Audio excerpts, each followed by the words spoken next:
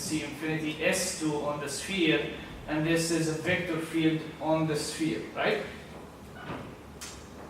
So let's consider this point. So this is your sphere.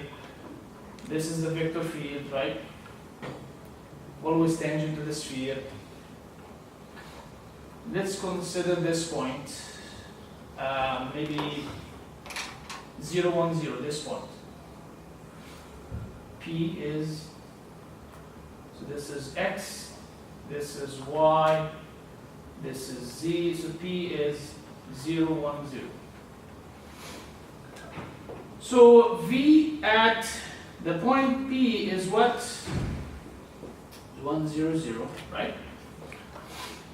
So V at P acting on F is 1 partial F partial X plus 0 partial F partial Y plus 0 partial F partial Z.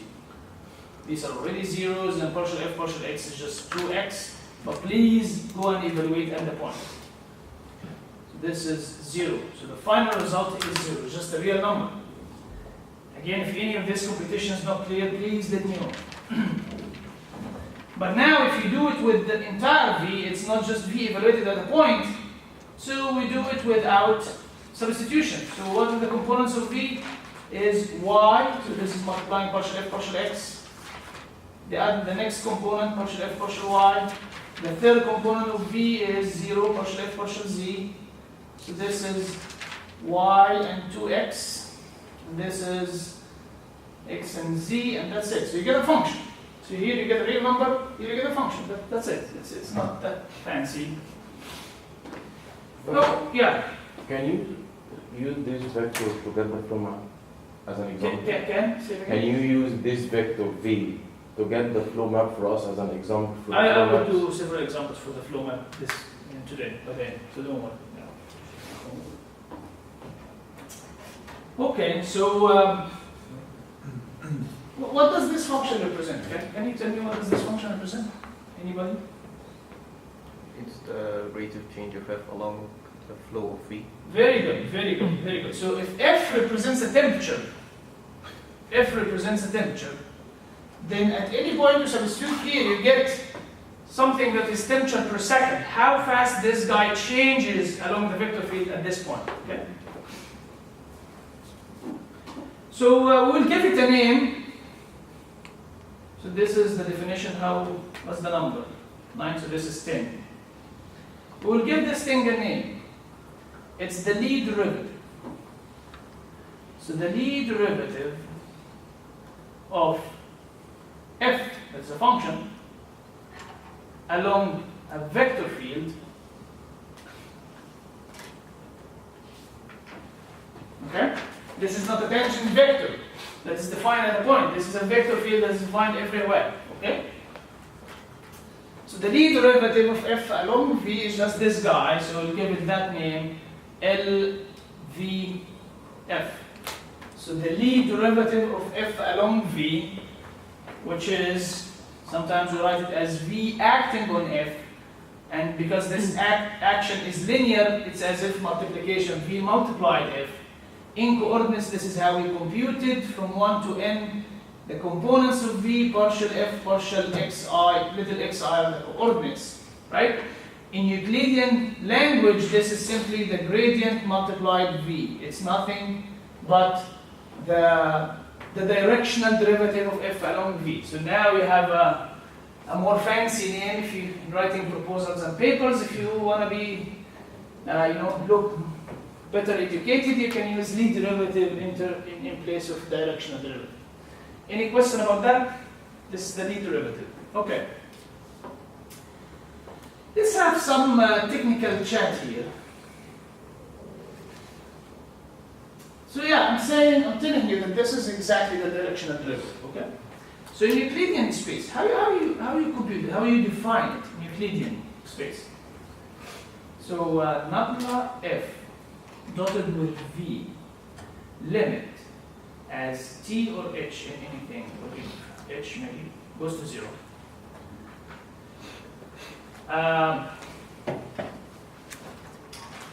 So this is a function. The result at the end will be just a a number, so that's fine. So I can divide. Okay.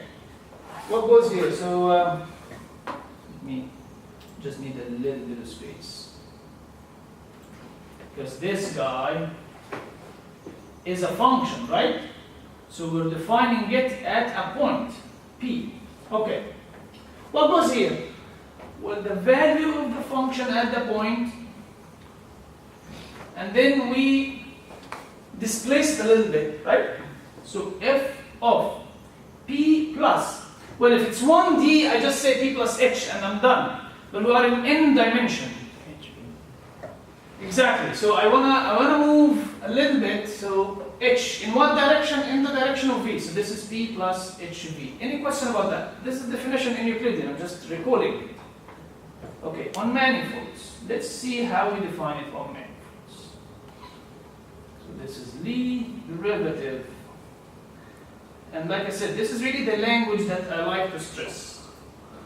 Limit as h goes to 0. I am dividing by h because I'm dealing with numbers, that's fine. And here is the thing. And now I need the equivalent. How can I displace the point P in the direction of V for a little bit? Obviously, I cannot do this addition. Why? This is really miserable. This is crazy. First of all, I cannot add points. Second, this is really crazy. Why? Because I'm adding a vector to a point. In Euclidean space, we are very sloppy. Okay. Here, the assumption is vector times some time gives you a point, and I can add points. But this notation is very sloppy. Can you tell me what's the equivalent notation here, the very precise and rigorous notation for this guy over there? What's the meaning of it first? I'm start at P, and I'm moving in the direction of V for a little bit H. We just defined that. What's this? Exactly. This is the flow along V for time H from the point P. Correct? Okay? So this is the very precise definition of the Lie derivative. Which, if you want to write it, this is d by dh or d by dt, whatever you like. Maybe h is better. F composed with this flow map at h equals 0. So this is the very precise definition. At any rate, they are equivalent in Euclidean space. Yeah. Any question about that? Okay. But the definition for the Lie derivative is more precise, right? Because we're using the actual solution That's right. for the flow map. Here we're using a linear approximation. That's right, but they must overlap for a small. Yeah, but as you said, yeah, this is more precise in any sense. Okay, since we defined the Lie derivative, give me a function, I'll give you another function. Okay, but the output function is how fast your function was changing. I can do it twice. So this is 11 now. I'm gonna define our entity that we will use the most useful entity to us throughout the course. This is the Lie bracket. The thing that we will keep using over and over again. So given x and y, two vector fields on M, and given f and c infinity M, smooth function on M. Well, L-Y-F, what is this guy? If I want to say this belongs to what? C infinity M. This is a function, because Lie derivative we just said. Lie derivative, give me a function, I give you another function, right? So because it's another function, I can let x act on it. That's fine. So, and again, the result will be a function. And I can do the other way around. So let's write this in more detail. So this is Lie derivative along x. So this is summation I 1 to n xi partial coordinates. Let's have the coordinates to be little q's or little x's, anything, but let have them q's. Okay, q1 up to qn. Configuration coordinates. This is acting on What's Ly again? It's summation over j 1 to n yj partial qj, and now I'm differentiating f. I'm done. So let's carry out this black differentiation over these two things and do this. So this is summation I and j xi yj partial square f partial qi partial qj. So this is the first thing, plus xi partial yj partial qi partial f partial qj, right? Okay? And here really comes the one useful aspect of abstraction. What? Abstraction led us to have the following conclusion, that every vector, every velocity vector is a derivation. What's a derivation? Is any action on a function that satisfies the Leibniz rule. What's the Leibniz rule? Was just the product rule of differentiation. So if it's a differentiation, if it's first order differentiation, it's obviously a derivation. A second order differentiation is not a derivation. Why? Because it doesn't, if you have here f multiplied with g, then you don't have the product rule. You have 4 terms, not 2 terms. This guy satisfies the product rule. Any first order differentiation satisfies the product rule. Okay. So we had this equivalence. What was the equivalence? Every velocity vector was a derivation, and every derivation was a velocity vector. So now, by just looking at this, I know immediately that the result is not a derivation. Why? Because this damn term. This is the issue. So this result is a function, right? This result is a function. That's fine. But this function is not the Lie derivative of f along some vector field for some v. I know for sure that this is the case, right? And I can do the other way around. Let's do together the other way around. So let's have Ly acting on Lx f. So this is summation. You carry it out. That's fine. So here let's do it. I and j. Just swap x and y. You'll get the thing. So this is yi xj partial squared f partial qi partial qj.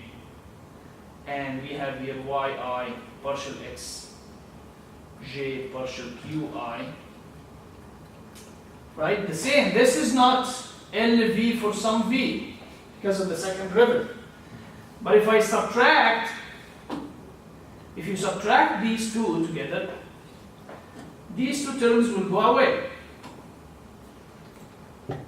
This guy will go with that guy. Why? Because you can swap I and j and you remain the same thing. So swapping I and j here will not affect. And swapping I and g here will make this guy exactly like this guy. So they will cancel each other. And now we have this term minus that term. So let's do this. So the result is summation over j.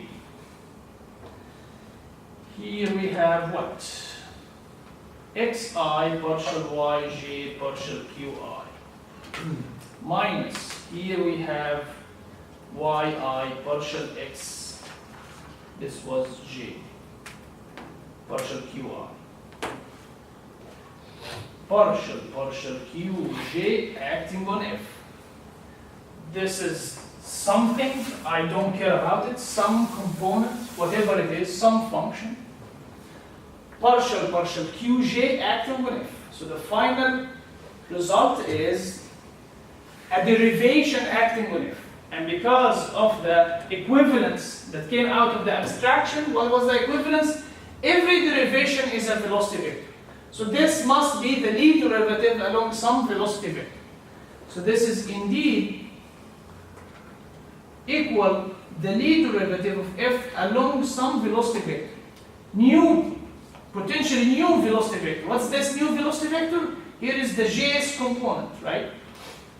The definition of a Lie derivative is the jth component, partial qj acting on f. So here's the jth component. This is this guy. So partial yj, partial qi times xi minus partial xj, partial qi times yi. In coordinates, so in coordinates, when you differentiate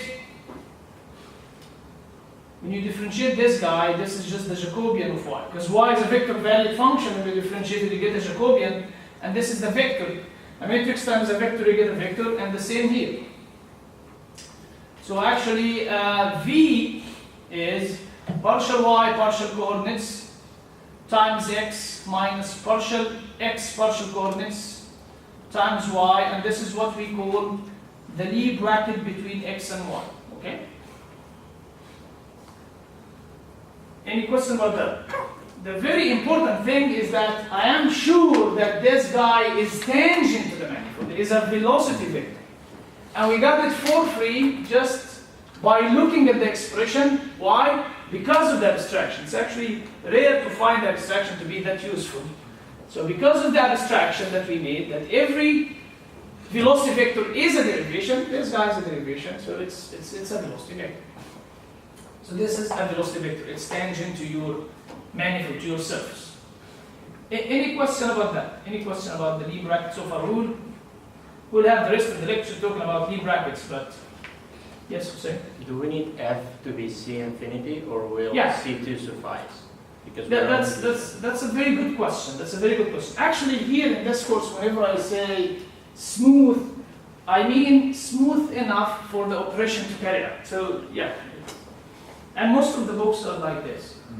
So they assume C infinity for just simplicity, but here only what we need is C2.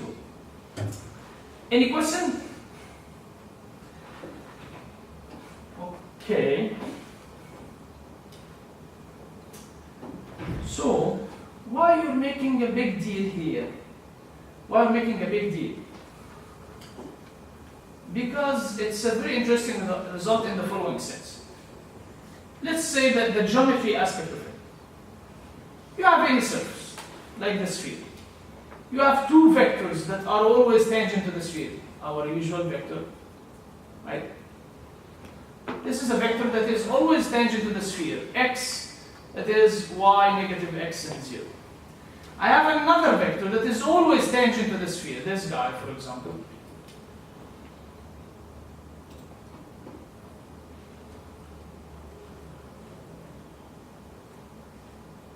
And so on, so. So y is, this is in the y-z plane, right? So this is z and negative 1. Okay, so these